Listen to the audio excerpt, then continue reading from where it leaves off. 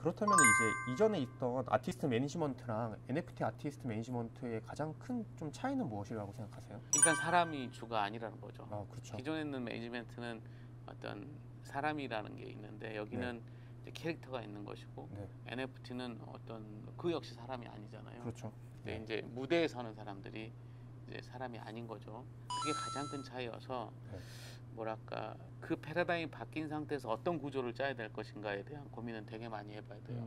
그래서 사람을 통해서 집중되어 있는 것들이 이 캐릭터나 IP를 통해서 집중돼야 되는데 이 IP를 뒷단에 그걸 만들어가는 사람들의 구조, 시스템. 사람은 나가서 그냥 뭐 인터뷰하면 되는데 그렇죠. 그러니까 미리미리 이것들을 리쿠프해서 여기서 먼저 3개월 전 것들을 기획하고 그 타이밍을 맞추고 그럼 어떤 시스템을 짜야 되고 VFX 팀, 아트 팀, 스토리 팀, 음악 팀, 또 그 매니지먼트, 마케팅 팀 이런 것들이 유기적으로 막 돌아가야 되는데 캐릭터는 나가서 인터뷰하기에는 몇 개월 걸리거든요. 뒷작업 하려면 그런 부분들이 조금 쉽지는 않은 게 이제 만들어가는 과정이니까 어디 이렇게 레퍼런스가 있으면 그렇죠. 배우고 그냥 공부하면 되는데 지금 그걸 이제 쉽게 해서 이제 만들어가는 과정이니까 그런 부분에 있어서 조금 뭐랄까 흥분도 되지만 좀 더 진지하고 심호 있게 고민해봐야 되고 그다음에 이 디지털로 가는 순간 사실 정보가 법보다 빠르잖아요. 그렇죠.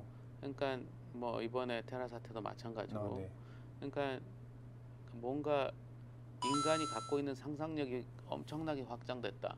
NFT만 해도 이런 거예요. 그러니까 디지털 컨텐츠의 블록체인을 박아서 이걸 인증을 해서 이거 네 거야라는 소유권을 주는 거잖아요. 그렇죠, 그러면 그 순간 내 거는 팔 수 있고 거래할 수 있게 되는 거잖아요. 그러니까 신용을 기술로 사는 거죠. 쉽게 얘기하면. 그 말은 뭐냐면 이 디지털 컨텐츠가 내 거라는 블록체인을 통해서 인증이 되는 순간 욕망이 우주처럼 커져버리는 거예요. 인간이 불완전한 거는 사실 욕망 때문에 불완전하다고 생각하거든요. 근데 그 욕망이 디지털 세상에서 완전히 커져버리면 이게 법이 정보보다 느린데 거기가 잘못하면 아수라장이 될 수 있다는 거죠. 제어할 수 없게 될 수도 맞아요. 있다.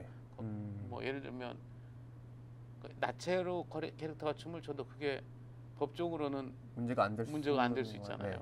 근데 이 엔터형에서는 그럼 어디까지 수위를 조절해야 되고 무슨 얘기를 해야 되지? 이런 게 되게 중요해요. 막상 해보니까.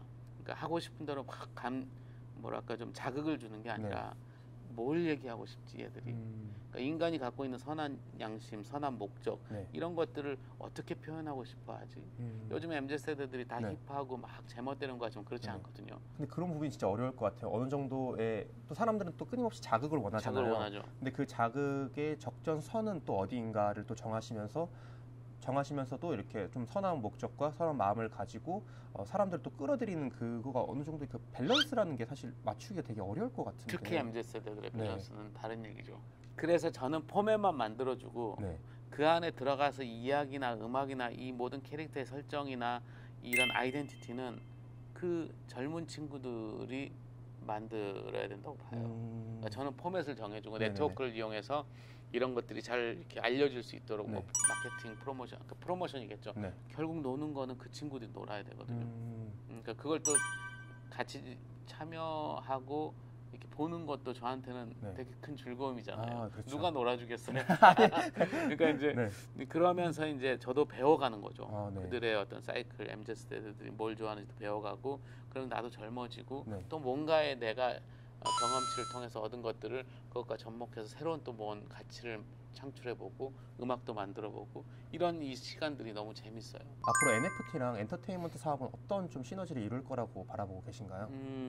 지금 K-팝이 이제 글로벌화되고 K-팝가 엄청나게 커졌죠. 뭐 예를 들면 블랙핑크나 BTS 이런 친구들 말고 그다음 가다 보면 점점 퍼스널리티가 되게 약하지 않나라는 생각은 들어요. 너무 잘하고 좋은데 그러면 비욘드 K-팝은 뭐냐?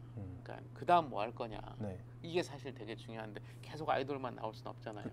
하나의 장르만 계속 나올 수는 없거든요. 그러면 더 이쁘게, 더 멋지게, 더 춤 잘 추게, 더 노래 잘하게, 더 잘 입게 무대에서 그게 아이돌은 보여주는 게 되게 중요한 어떤 건데 그게 다일 수가 없다고 생각을 하거든요. 진짜 음악에 대한 시장도 있을 것이고 그런 것들이 이제 저변학대가 돼야 되는데 그런 저변학대 측면에서 이런 테크랑 결합된 새로운 볼거리와 네. 상상력과 스토리와 음악을 들려준다면 훨씬 그것들을 네. 이 K-팝 시장을 좋아하는 K-팝 팬들에게, 전 세계 팬들에게도 또 다른 자극도 줄 수 있고 또 다른 재미도 줄 수 있고 이럴 거라고 생각이 들어요. 아, 네. 그 지점이 그러니까 엔터와 테크놀로지가 결합돼야 되는 지점이고 비욘드 K-팝이라는 지점이 네. 나오지 않을까라고 네. 지금 생각을 하고 있고요. 네.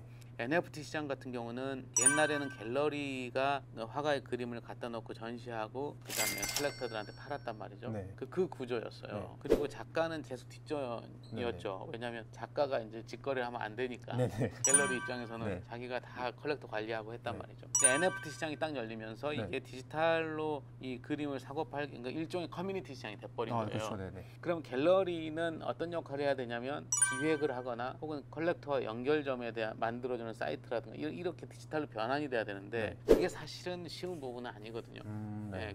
그러면 이제 노는이 특공대 같은 경우는 그걸 기획하고 3D로 변환한다거나 네. 여러 가지 그런 에이전시의 활동을 이제 하겠죠. 중간다리 역할을. 네네네. 그때의 포지션을 뭘 해야 되느냐가 되게 중요한 포인트인 것 같고요.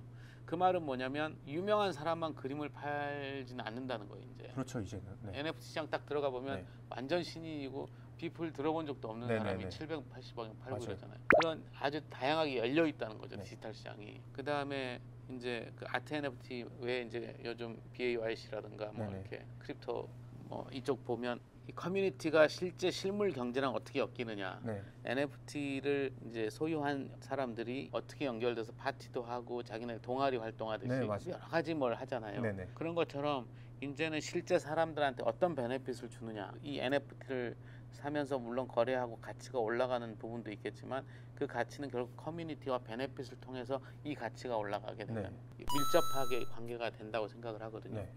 그런 부분에 있어서 엔터테인먼트의 역할은 무엇이냐. 훨씬 네. 더 재미있을 것 같은 거죠. 네네. 거기에 뭐 음악도 있고 그다음에 어떤 캐릭터도 있고 네.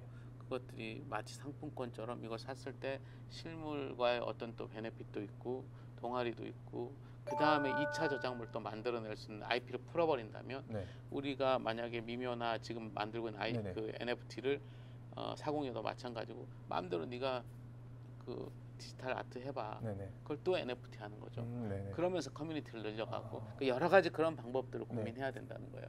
근데 엔터 영역이 제일 재밌어요. 그렇게 하기에는. 그렇게 하기에는. 그렇죠. 팬클럽이니까. 그렇죠. 진짜 그거야말로 커뮤니티 베이스의 그렇죠. 산업이다 보니까. 네. 그래서 시작부터 그걸 기준으로 놓고 그걸 계산을 해서 콘텐츠도 만들고 세계관도 만들고 막 이제 이렇게 해서 아예 확장할 수 있는 디지털 시장에서 확장할 수 있는 어떤 이야기와 음악을 만들어내고 캐릭터를 만들어내고 그러면서 이제 한번 해보는 거죠. 그렇다면 이제 끝으로 한 말씀 부탁드리겠습니다. 지금 이제 디지털 시장으로 패러다임이 이제 바뀌는 거는 디지털 따로 현재 뭐 실물 물리적인 세계 따로가 아니고 이 물리적인 세계와 디지털 세계가 이제 완전히 확장이 됐다고 저는 생각해요. 그래서 이걸 따로 보는 게 아니고 이게 확장됐구나. 이 시장이 엄청나게 확장이 됐구나라고 이 세계가라고 생각이 들어서 모든 상상이 디지털 시장에서 현실화가 된다이기 때문에 이제 결국 남는 거는 이제 기술은 계속 발달하겠죠. 근데 결국 중요한 건 인간의 크리에이티브한 창조적인 창의적인 생각들일 텐데 그런 생각을 통해서 좋은 IP 그리고 재밌는 IP, 즐거운 IP, 뭔가 감동을 줄 수 있는 가슴 뛰게 하는 IP 이런 것들을 이제 만들고 싶어요. 네, 오늘 김영석 작곡가님과 함께했는데요. 4025의 데뷔를 축하하고 앞으로 노는 이 특공대와 김영석 작곡가님 행복 저희 메타연이 응원하겠습니다. 파이팅입니다. 감사합니다.